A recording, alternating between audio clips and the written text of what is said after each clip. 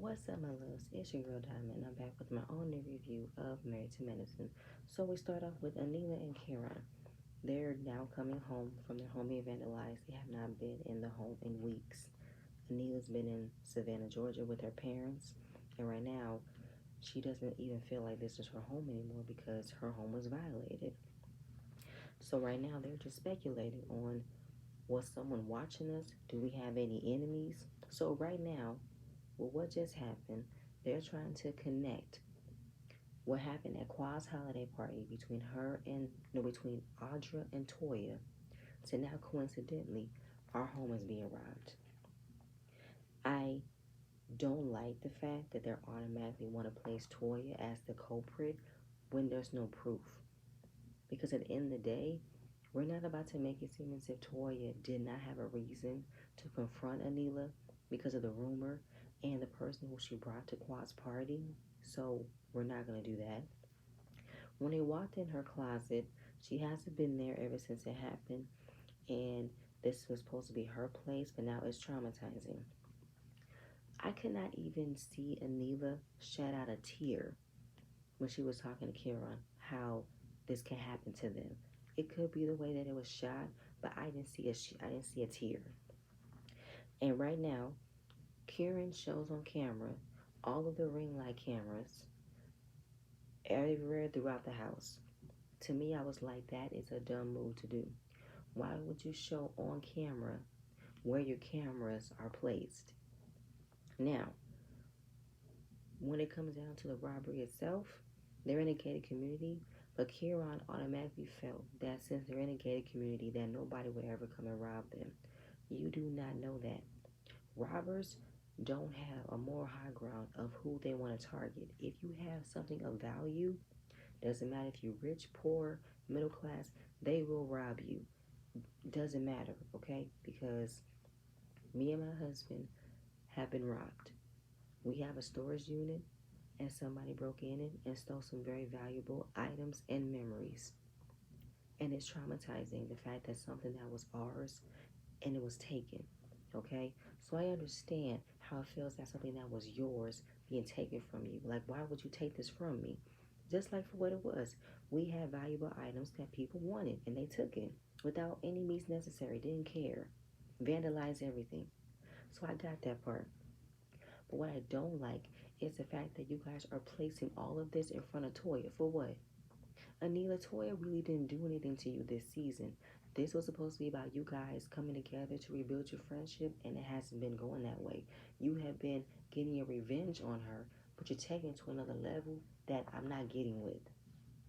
Okay? So right now, yeah, be careful. So right now, Jackie is now bringing the new doctor she hired to show her the ropes. And it's nice having another female black OBGYN in the office show representation. And how the young doctor reminds her so much of herself when she was coming into Atlanta, fresh out of school, so fresh, so exciting to get into the field of things of being in the labor room. And she also, gives her a Gucci purse because they do walk around in scrubs all day, but she wants them to look fashionable. I said, come on, Jackie, that's a gift, okay? And can Jackie be a little OCD? She can be. She likes things in order, like things to be precise. I have that same trait a little bit, you know what I'm saying? But I loved it. Toya. So we see Toya, Eugene, and their son Ashton just driving around. Eugene will be taking a new job. He will be a oncologist specialist for urgent care, which means that he will only treat cancer patients. This is a new change of course, a new change of a career path for him, and he has more flexible hours. He'll be off on the weekends, be able to spend more time with his kids, get a little more reacquainted with his wife.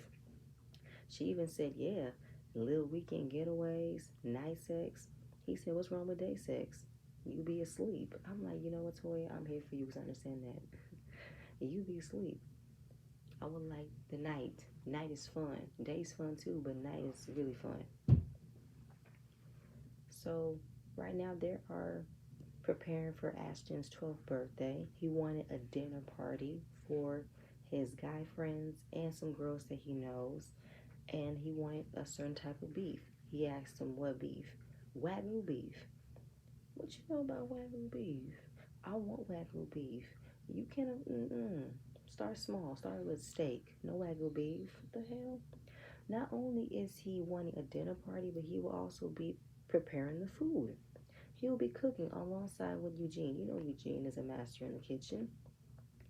And the backstory of how him and Eugene, no, him and Toya fell in love was that he cooked for her.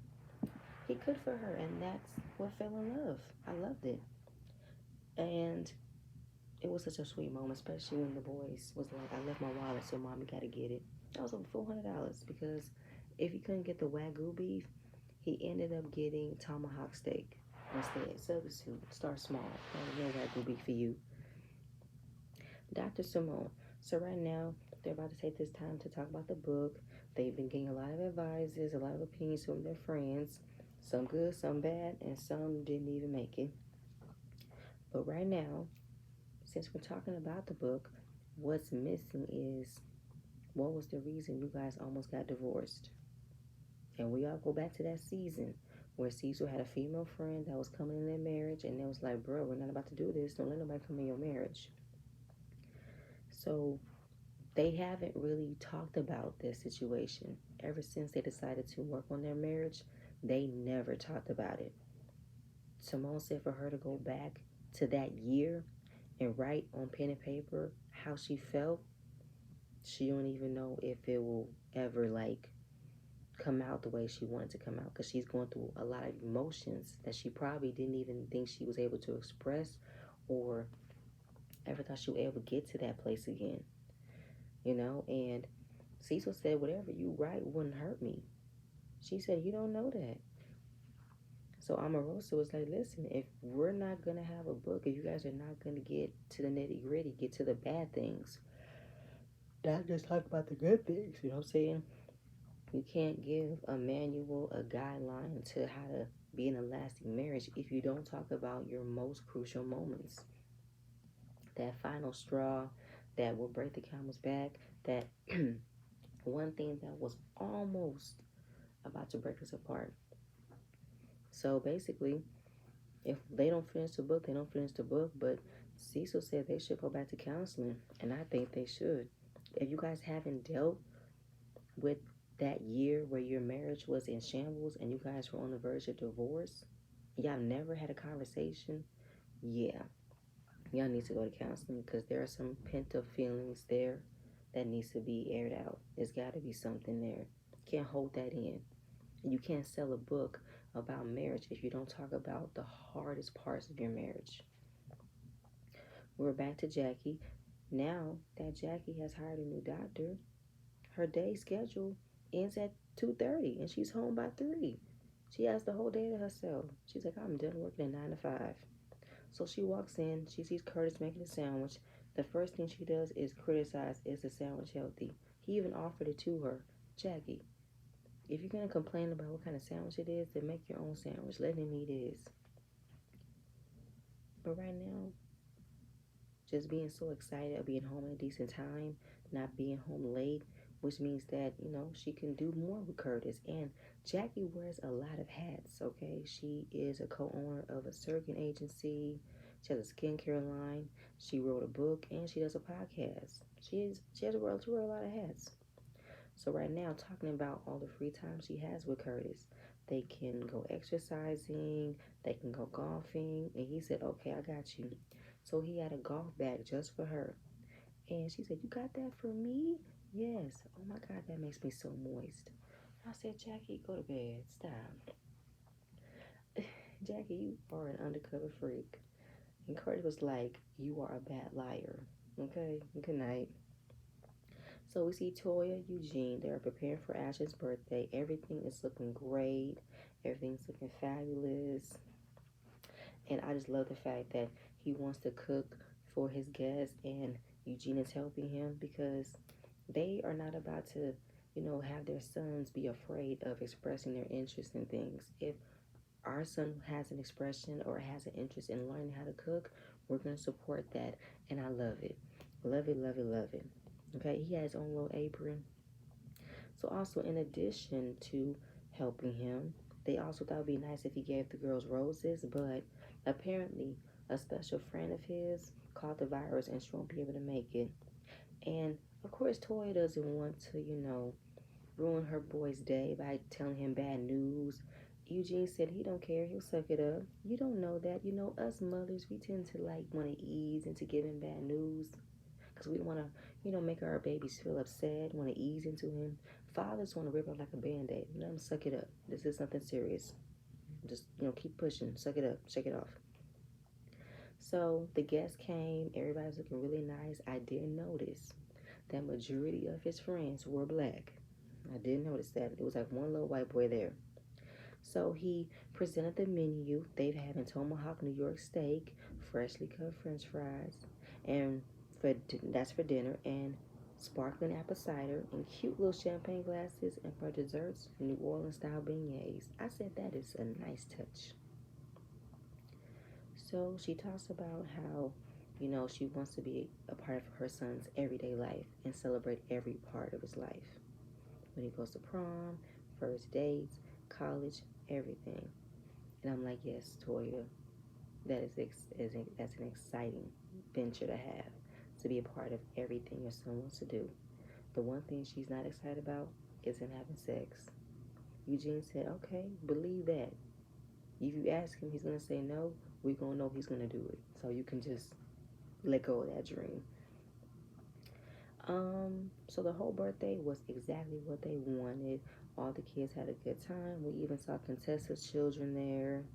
And basically, this is what the dream is. You know what I'm saying? Kids have a party, dad's on the grill, mom's entertaining the guests. Kids have, room to grow in big houses. It's the dream. And it is a dream. It is a dream. I was like, this scene is so freaking adorable. I love this scene so much. I loved it, loved it. Love the way Eugene was showcasing the steak, the little champagne glasses of sparkling cider. Ah, loved it all. Loved it all. Heavenly. We see Heavenly, Jackie, and Quad. They come over to check on Heavenly because her mother recently passed. And, her mother was a beautiful woman, strong individual who raised Heavenly to be the strong individual woman that she is. She saw greatness in her. So her mother's last dying wish was for her and her sister to get along. She's never been able to call her sister based off of their own relationship because, growing up, her and her sister never had the best relationships. Nah. She called her sister the popular girl. She was the fat one with glasses. And every time she would give her sister a compliment, she would take it the wrong way. But Heavenly, even though sometimes I know you don't mean to be harsh, you don't mean to be, shady, but there has to have been some type of understanding or some type of sibling rivalry that you and your sister have had, and maybe you felt it and not your sister. And I do believe that you should call your sister for you guys to get better acquainted since your mother is gone. And Jackie clocked it and said Heavenly was supposed to be the strong one that got good grades, did everything right, and was supposed to be strong and never show any type of vulnerability. Because if Heavenly don't cry, Heavenly don't express herself, she don't. She don't explain how hurt she is. She doesn't show vulnerability. She shows harshness, shade, you know what I'm saying? Then, from her mother passing, she went to see a shaman or a prophetess, and she didn't even know this woman. And this woman automatically felt, a sense of loss in her, and that was her mother. And maybe, if she can call out this, maybe I should call out for my sister. Because what if you guys were able to get through some things that you guys never were able to get through? Time is short, We'll move on from that. So Jackie is hosting a thank you party because they had a vaccine drive up today. And, first of all, having to drive up for the vaccine was very, very nice. But she is having everything prepared outside. It's 41 degrees outside, and she wants everyone to come outside and eat in this cold. Jackie, come on now. I get it. You don't want your house messed up. You don't want no foolishness, but for real, Really, Jackie, have them outside in earmuffs and jackets next to heat lamps that probably wasn't getting heated fast enough? Mm-mm. Jackie, you wrong for that. You wrong for that, okay? So right now they're about to, everybody came and they had a food truck waiting for them. And Heavenly, in her way, she clocked Simone and said, "You gonna make your man a plate?" "No, I'm making me a plate. He can make his own plate because that's where Heavenly's mindset is. If you cater to your man will do things right for you. Okay, that's what men loves. They love to be catered, but she always wants to say, except Eugene. Eugene is never catered. And Simone said, "Listen, he can get his own plate. He'll come over here with me." And she did exactly that. She told Cecil, "You better go ahead and get yourself a plate before they run out." And she said, "Why didn't you get him a plate?" "Because I do what my man requires of me. Okay? If he wants doggy style, he'll get it. If he wants a little head, I'll give it to him. But I'm not about to make no plate. That's not what we do." And I wasn't mad at Simone because not everybody has the same rules, the same expectations, the same gender roles in marriages. No, I love my husband. I don't mind doing things for him. He might do things for me, but making plates, that's not what I signed up for. Okay, that's not how we roll. Okay, so Toya and Eugene came. So happy to have them. Cecil and Curtis had to make their own plates because their wives wasn't doing it. And Toya asked her husband, "Can you make me a plate?" He said yes. And he did exactly that. And Eugene doesn't make himself less of a man if he brings his wife a plate. And it doesn't make him less of a man to bring your wife a plate because that's give and take. Me and my husband does the same thing all the time. When he cooks, he makes me a plate. When I cook, I make him a plate. And we both go vice versa of catering to each other. It's not just me being Susie homemaker. No. Okay? He has no problem. He don't and I feel like that's an issue. And Toya said, "Thank God that's not one of our issues in our marriage that we broke up because I didn't make you a plate. That's stupid." And it is. It is, but that's that generation. That's that Susie homemaker, cater to you. No. You got hands. You know where the spoons and knives are. No. Go ahead. Knock yourself out, okay? So when he presented her plate to her and gave her more that she didn't even think she needed, but she needed anyway, Heavenly made a face towards Quad, and I know what she was thinking. And I felt like, Heavenly, this is not the time for you to make your little shady comments because your face said it all. It is nothing wrong with Eugene preparing his wife a plate. Ain't nothing wrong. But I know for a fact that people want to put in that narrative of, look at Toya, she won't even make her man a plate. She's so lazy. She's so ungrateful. Look at him, slaving away, giving her a plate. Miss me. We're in 2022. We're not in the 1930s. We're not in the 1950s anymore, where a man should not know how to feed himself, cook himself, prepare a meal for himself. We're not, no, we're way past that, okay? A man got hands and legs and knows what to do when he's hungry, when he's thirsty, this and that. You can miss me with that, okay? Miss me. Miss me. All right? So they also call Anila to check in on her, and they are asking her questions. What's going on? Were the cameras catching anything? Did they take everything else? What they take? You okay? You okay? She's still traumatized, of course, but the cameras were not installed in the backyard at the time because she was still building. So the fact that there were no video footage of your robbery, okay. Were there any known crimes in your area? No, there hasn't been. So she feels like she was targeted. Everybody was like, who would put a hit out on Anila? Contessa was like, I like her. I've known her a couple of years now, but she doesn't have anything that I want to say, oh, I gotta have that. No. Simone, I did not know being a fashion blogger was dangerous. Well, it depends on your audience, okay? And Toya said, ain't nobody talking to her. She got over 70 followers. Good night. I was here for the shade. I'm just saying, because at the end of the day, you're never set out to be robbed. You can be targeted, but of course, you never know until it happens to you. And you want to know, what did you do? So it's just a narrative of, how it's so unfortunate that while she's in a safe environment, a safe community, she got robbed. As if these people don't do their research to bypass security systems, climb over fences. Like I said, Robbers don't have a high intel market or clientele of robbing people. If you have something of value, they will rob you. If you're rich, poor, middle, they will take it. Okay? See all these muggers in the streets and stuff.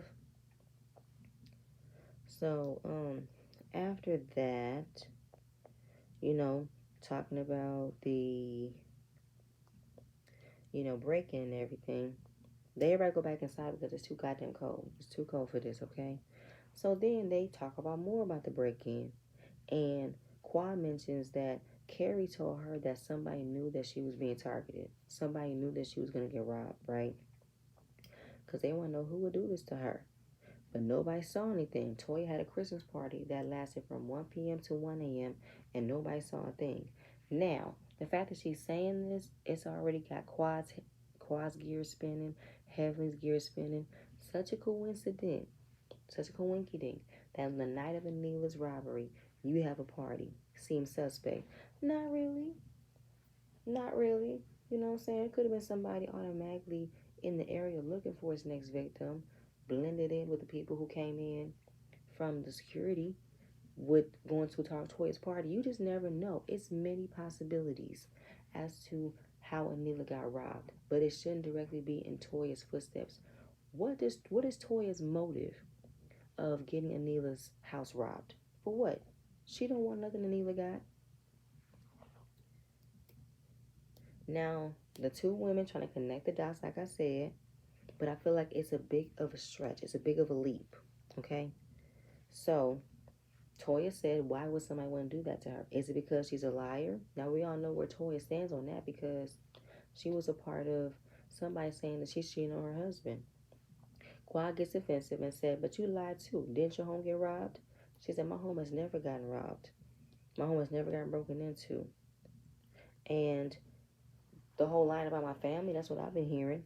So Quad and Toy go back and forth, and Quad says she never talked about Toya's family, but in the confessional, she's talking about it's been said quite often that Toya was sleeping on Eugene. So why would you now say you never said nothing about her family, Quad, when in the confessional you're repeating these rumors that she's been cheating on Eugene? And it's kind of funny though that you can be all hiki and haha about these rumors, but can't wait to tell Heavenly that she's wrong for saying that you might sleep with a married man, you might sleep with your contractor who was married. Listen, Quad, do what you do, okay? You're a single woman, you don't owe nothing to nobody, but it's kind of hypocritical that you want to defend your case, but still be like, well, Toya, yeah, she might do it. Look how she treats him anyway. And it's already bad on Toya's part because Toya doesn't have anybody on her side besides Simone. Based off of Toya's behavior, how she acts, how she is very honest about certain things, they're using that against her to not give her any type of sympathy for what's being said. So after that, it's just kind of like, I heard this and I heard that, and I heard from Heavenly that y'all been talking about my family. That's what I heard. So now Heavenly gets upset.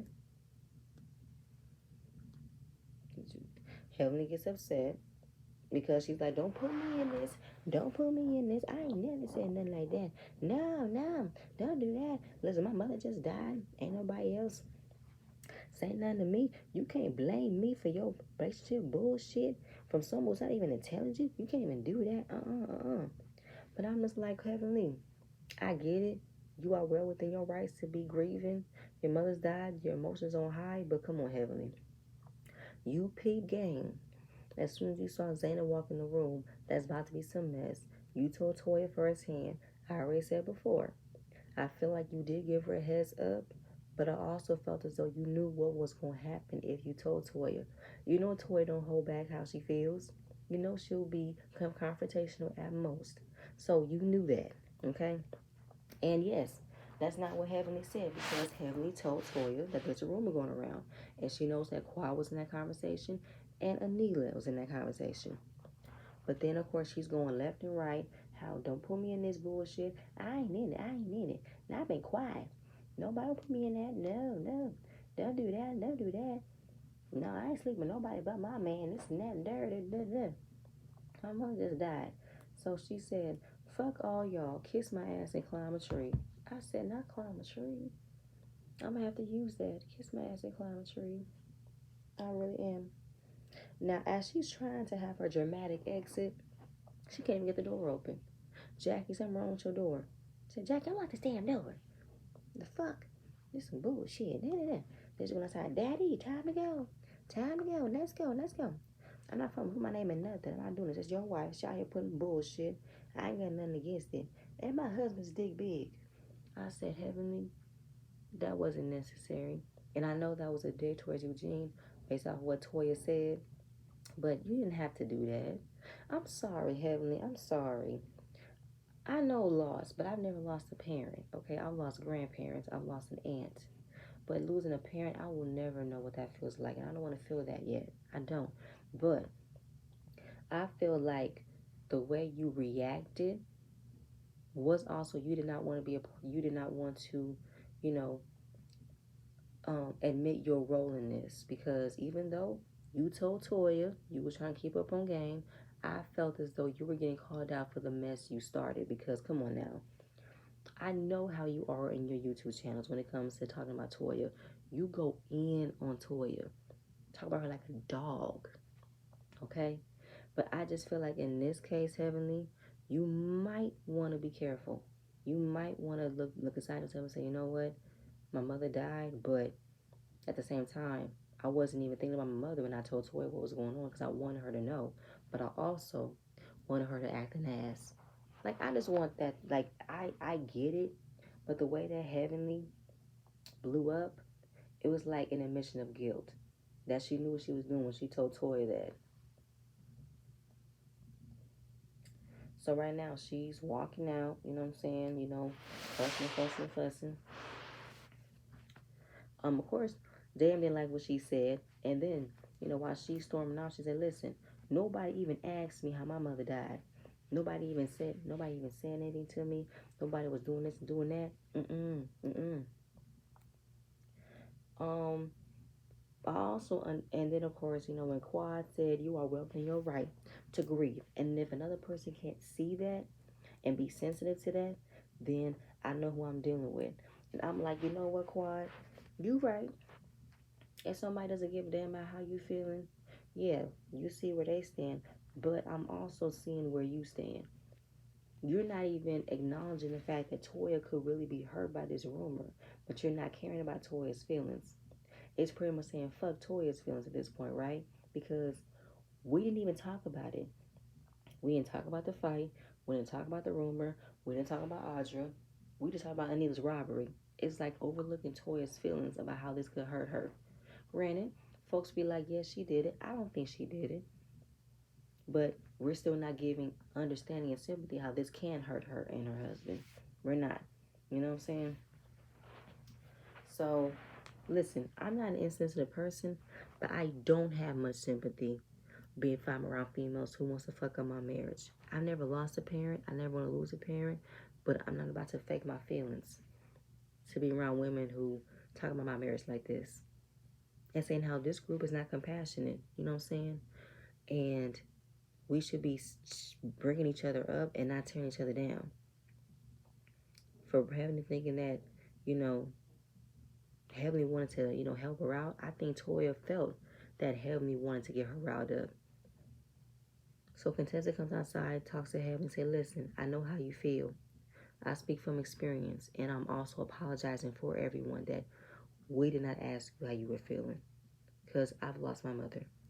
And that is a sadness that you will never understand until you dealt with it yourself.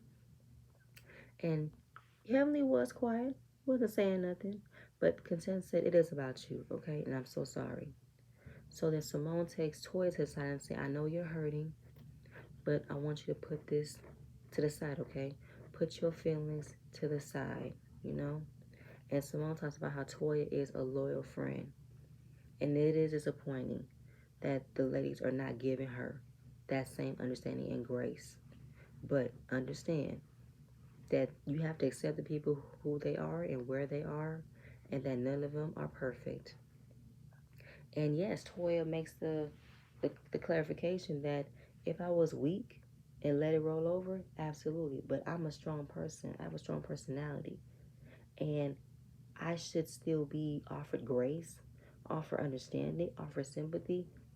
But because I'm Toya, I'm strong, they thinking that she can handle it. She got it. You know what I'm saying? Because Toya speaks her mind, Toya doesn't hold back, Toya is blunt. They think that what are we giving her grace for? What are we giving sympathy? What are we giving understanding for? She got to look at her. We don't need to give her this. It's not about her. It's about this right now. Fuck her and her feelings. Even the strongest person should be offered grace and understanding, even if they don't know how to show it just yet. But the next episode is going to be interesting as well. But throughout all of this, I didn't like that Anila, Quad, Heavenly, Kieran all alluded to the fact that Toya could have had something to do with Anila's robbery. What motive? What proof? What evidence? What facts do you have to accuse her of setting Anila up for a robbery? What? It's very unforgivable. It's a very unforgivable accusation that I don't know if Toy will ever forgive them for it. Because, like I said, without saying it, they're saying it. Toya is that much of a fucked up individual that she will get somebody's house robbed for what? Yeah, it's not sitting with me. And the reunion is about to come up. We're gonna see how that works out. But y'all, that's it. That's all I have. Please stay tuned for the next video, and I'm gonna see you guys later. Bye.